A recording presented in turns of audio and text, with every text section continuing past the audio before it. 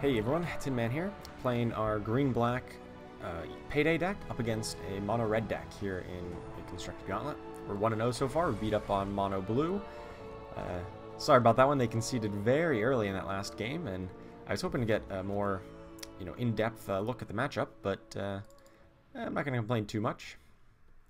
So, here against mono-red, we won't be able to kill heroes nearly as easily against mono-blue. Custom message. WTF, you the real Tin Man? You bet I am.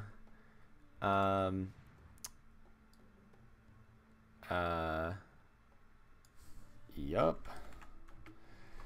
Alright, so, we're just gonna say, hopefully get this track off in lane 2. That's the plan.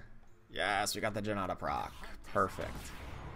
Janata procs, like, when it's Bounty Hunter against, Legion Commander, are just, like, the scariest thing.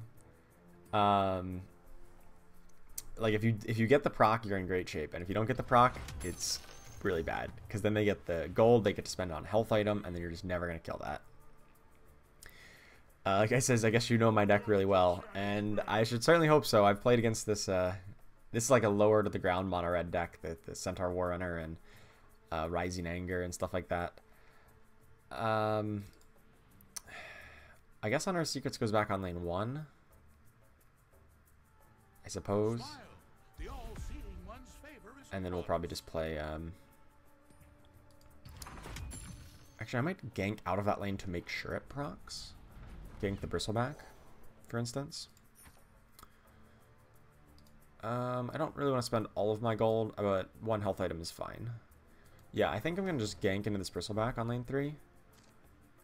And put Lich into lane 2. They're going to go in lane 1. Yeah, so we may just, like, ditch out of lane 1 here, especially since we've got the Unearthed Secrets available. Gank lane 3, and then we'll have a good advantage on lane 2 and 3. While being quite behind on lane 1, but that's okay. Oh, track might change the math here. Oh, duel makes that irrelevant. Okay.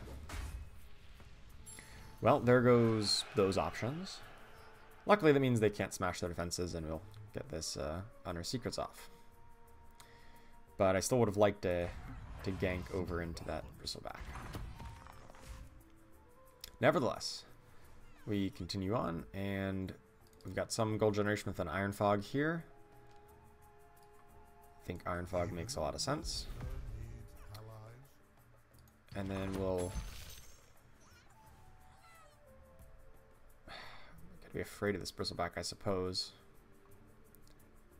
Non-item card. So that includes duel. But does not include Viscous Nasal Goo. I think I will play a Signet Ring on him just to avoid getting dueled next turn. Yeah, Signet Ring could be good on Bounty Hunter instead. I think I'll put a Rebel Decoy here and hope it curves in. And then if so, I can swap with the Omni Knight to get even more damage. But I think I'm fine with this as is then. As long as we keep getting creeps to block Bristleback, I'm happy about that. Let's see, what do we want? I don't know if I want a Blink Dagger is the problem. Maybe I do. I don't think I need a full heal. Everyone's pretty healthy right now. They get double creep spawns in lane 1. That's not ideal. Since that's the lane we're already behind on, I don't want to give it up that easily. But I don't know if I have much of a choice.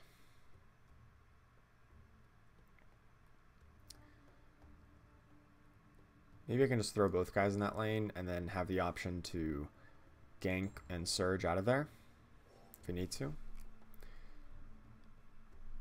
Or maybe I can draw like a pick off or something and kill off the axe, and then actually we can fight on that lane. Or just naturally land onto axe and can kill them off, and possibly with a track, but they can buy items too. They spent 6 gold on an item. 6 gold. What do you spend 6 gold on? Phase Boots. That's the one. That is in fact the one.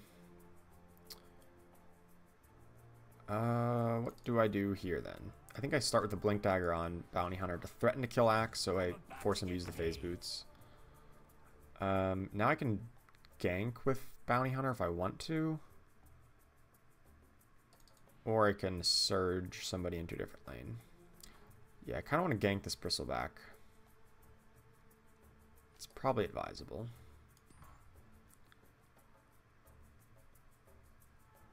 And then on mid lane, I don't get a lot going on mid lane, but we'll have advantage on 3, I suppose. 15 seconds remaining. Yeah, I'm just never going to cash on this track now that I'm looking at it a bit more. Oh, actually, maybe if I Signet Ring first, maybe that's better. This will help. I guess I would still die in combat here. Oh. Well then. I guess we don't gank in that lane. We just... all seen one's favorite, keep everybody healthy here.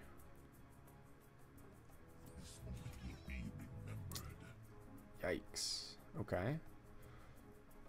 I mean, I guess I could gank backwards onto this guy. Or I could just hop into mid lane and...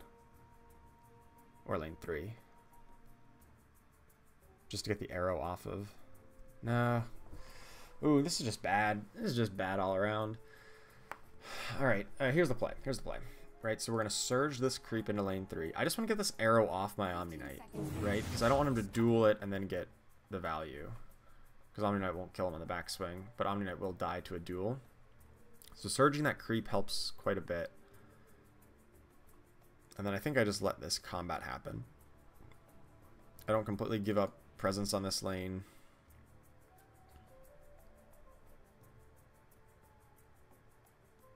Or maybe I blink in the mid lane. I think Bounty Hunter is more useful in mid lane. I can like gank the Legion Commander or somebody. Or I guess I don't actually kill anybody. I can get another Janata proc, which would mean I would be able to kill something. Ooh, and we got a Payday. Hello. That helps quite a bit. Oh, and he's attacking and did not get a Janata proc. It's rough. It's rough life. Alright, so I'm going to sack this creep so that it reduces Timbersaw's armor. And taking 4 damage is not that impactful, I don't think.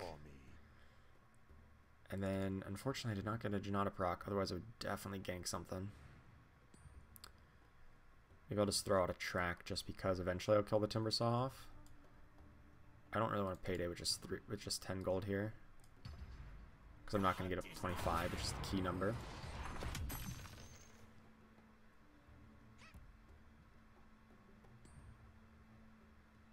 They don't do anything? Oh.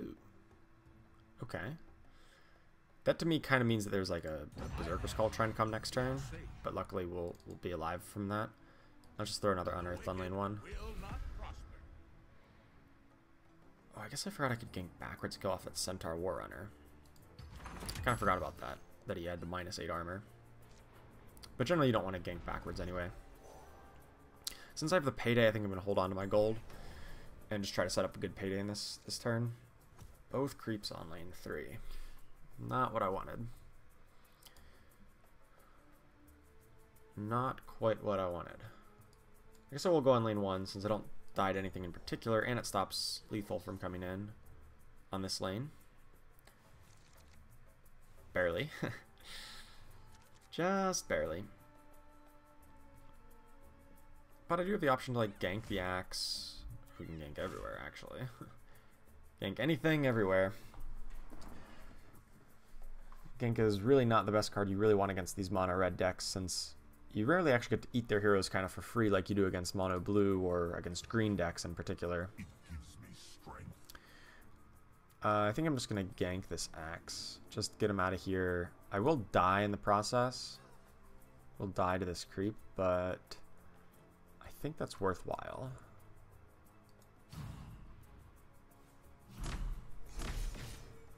Just so I keep this lane up another turn, and then now I have access to a big Chain Frost in this lane.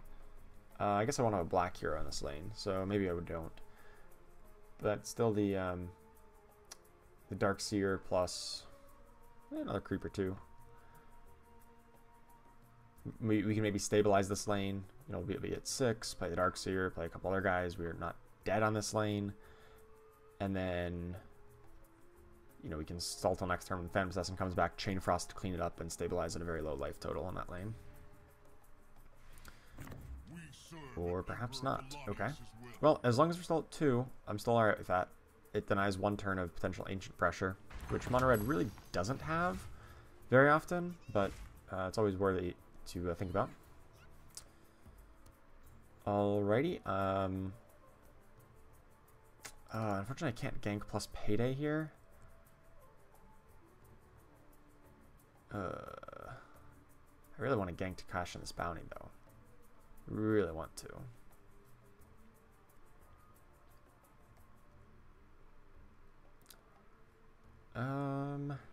Where's Payday better? I guess gank is like just kind of like a Payday. 15 seconds remaining. Right? It's essentially a Payday.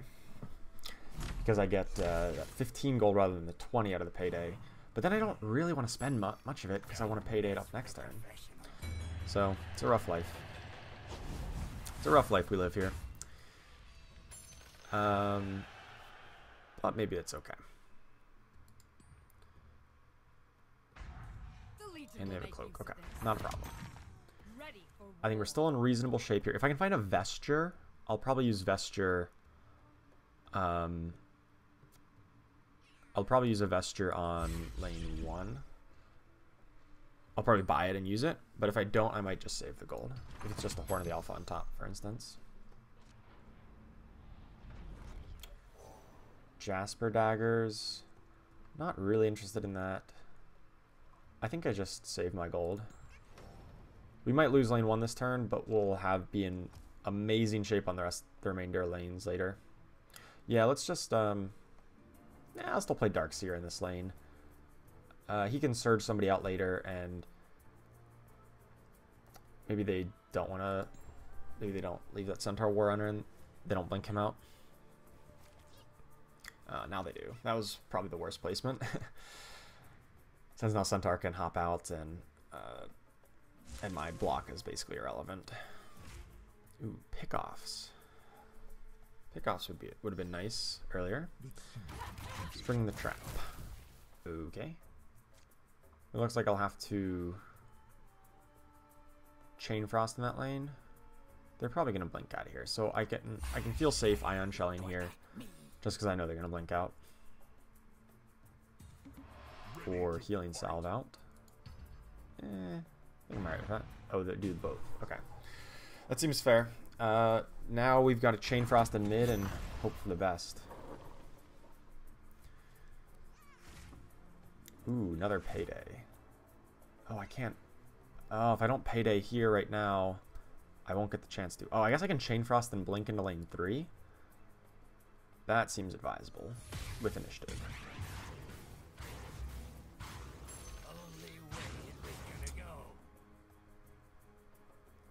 Yeah, let's just hop into lane 3. We're going to be really low on this mid lane now. I guess not really low, but lower than I'd like.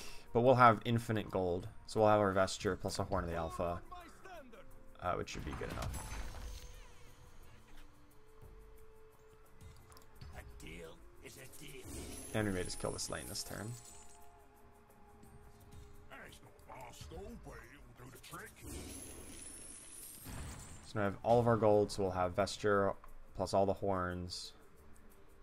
And I can get like everybody into that lane. I'll have a Chain Frost in that lane for sure. Yeah, I'll like... Well, I have to do the math. Chain Frost pretty much wipes that lane, right? Oh no, they're gonna put everybody in that lane. Maybe it doesn't. I think I just need to preserve initiative then. 15 seconds remaining.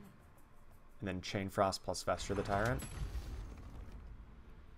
And then just hope my 3 horns can get me there. So I just buy like my whole item deck here. Might as well buy everything, I suppose. And then hope for the best in mid lane here.